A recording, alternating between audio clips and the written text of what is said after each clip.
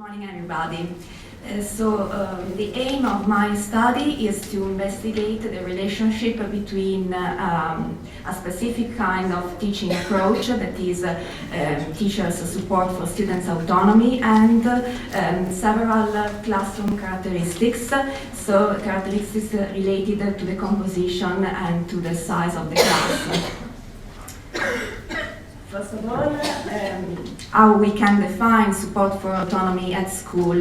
Well, I use this definition by Reeve 2016 that say that support for autonomy can be defined as the behavior that teacher provides during instruction to identify, to vitalize, and then to foster the inner motivation resources of students.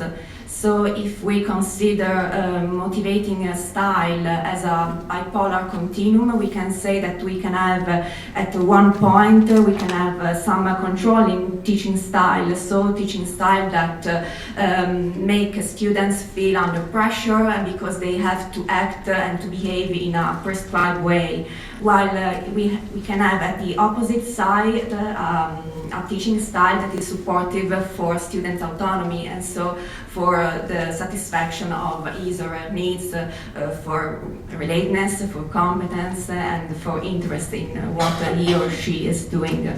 And Reeve also said that, for instance, that you have to have a sort of dialectic relationship between teachers and students. He spoke about being sync, and I think that it is a very nice image. And here I list some example of support for autonomy behaviors. So, for example, taking students' point of view during the instruction, or listen to students' question, or involve them into the planning of activities. So these are kind of list of things that you can do. And but why teachers should behave in this way? Well, because the literature said us that we have positive outcomes both for students and for teachers. So, for example, for students, if they are supported in their autonomy, they have higher quality in their motivation, especially in autonomous motivation, and they also have higher academic achievement and less intention to drop out. At the same time, for teachers, we have some positive outcomes related to their professional development. So, for instance, they have a higher level of job satisfaction, lower level of stress and burnout, and also the teaching quality is increased. And moreover, if we can consider a more general framework, that is also the framework that I consider in my study, so self-determination theory, we can say that if your basic needs for autonomy, competence, and relatedness are satisfied, then you will have a better level of psychological well-being and motivation. According to this theory, you have the need for autonomy, so the need to be in a certain way the origin of your own behavior. So it's like they define like an inner endorsement for your thought and your feelings. While the need for competence is the need to interact in a very effective way with the surroundings. So seek out for opportunities and then make things and then try to improve. And the third one is relatedness, so it's the need to have a good and a warm relationship with others. And so according to this theory, if you can have all these needs fulfilled, then yes, your level of psychological well-being will increase.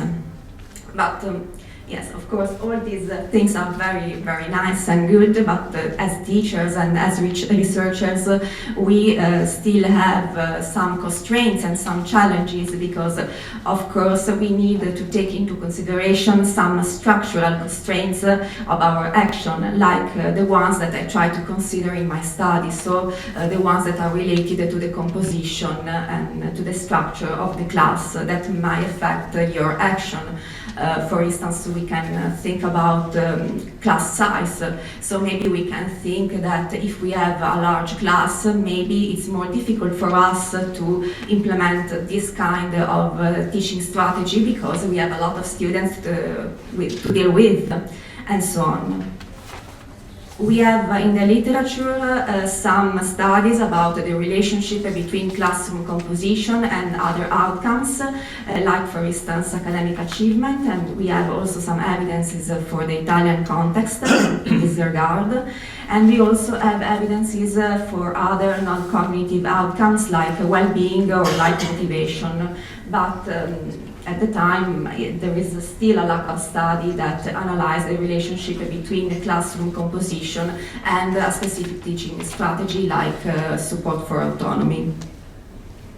So the aim of my study is to investigate the impact of cluster characteristics. So the first question is, does classroom composition have a significant impact on teaching strategies? And the second question is, well, if yes, so what class characteristics are the most important in this relationship? And the third one, and I think that maybe it's the most important question, are these characteristics malleable? Because if you can't change them, so you don't have any action on them. For doing that, I used the national sample of the INVALSI evaluation of 2015. So we have more than 20,000 students at grade 10, so at the second year of the upper secondary school. And as usual, you can find all the data on the INVALSI website. As an outcome measure, I consider a measure that is in the questionnaire, in the student's questionnaire, sorry, and it's an adaptation of the Learning Climate Questionnaire developed by William and Desi in 1996. And this instrument has been already validated in Italy and showed good psychometric properties. And in my study, the multi-level measurement model showed acceptable fit values. Here you can see the 6 items that compose these measures. So students are asked to answer 6 questions regarding teaching behavior in class. So they rate something that is related to their class. And as you can see, the questionnaire asks them if they are encouraged to ask questions during lesson, if they can intervene, if they have the possibility to choose between activities to carry out, and if their opinion are taken into consideration. And here are the predictors, so the classroom characteristics. I consider classroom immigrant density in terms of proportion of first generation as well as second generation immigrant students. Then I consider classroom gender composition, so the proportion of males in the classroom size, so the mean of the socio-economic level of the class, and then classroom peer achievement, that as before we have listened, that is a very important variable. So in this case is based by the mark that the students obtain at the end of the first cycle of the education, and finally class size, so the number of students attending the class. And here is the analysis. So I perform a multi-level structural equation model with a doubly latent approach, and I choose this kind of method because it allows me to take into consideration measurement and sample errors, because it has the good properties of a factor analysis. So you have multiple indicators that form a latent construct, but that are corrected for the measurement error for both the individual and the classroom level. At the same time, it has also the good properties of the multi-level analysis, so you can have correction for your sampling error due to the fact that you are forming latent construct on individual scores. And in the picture you can see the measurement part of my model. And I also control for type of school variable. Here are some principal results. So the latent intra-class correlation was 0.20. So this is the top variance explained by the classroom level. And my classroom characteristics explain the 90% of the variance in autonomy support.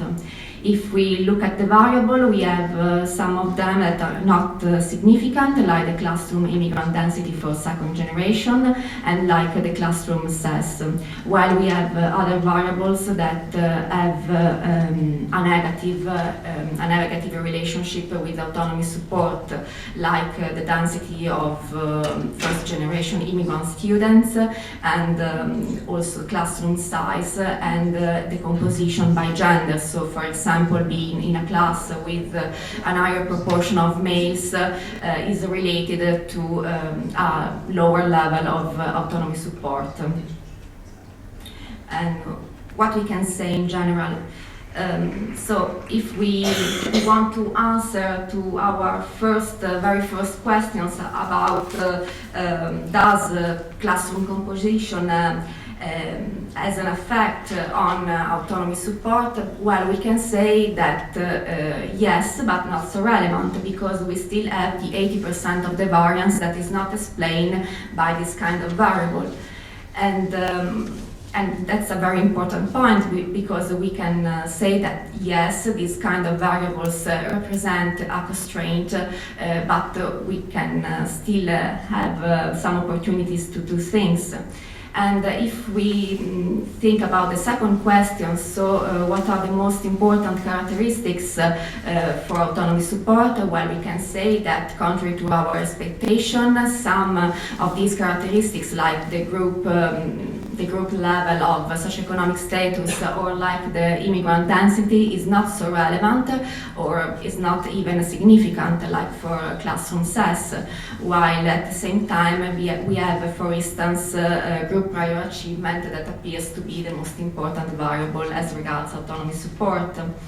And if we want to answer to the third question, so are these factors malleable or not? Well, we can say that not malleable factors, so like the composition by sex, by socioeconomic status, or by immigrant density, appear to have a small impact on autonomy support, while learning, that is something that you can change as a teacher, as a more important effect on this variable. So we can say that the very good news is that yes, classroom composition is not so a relevant constraint for our teaching strategy, and so teachers can adopt this kind of strategy in quite any situation, I can say. Thank you.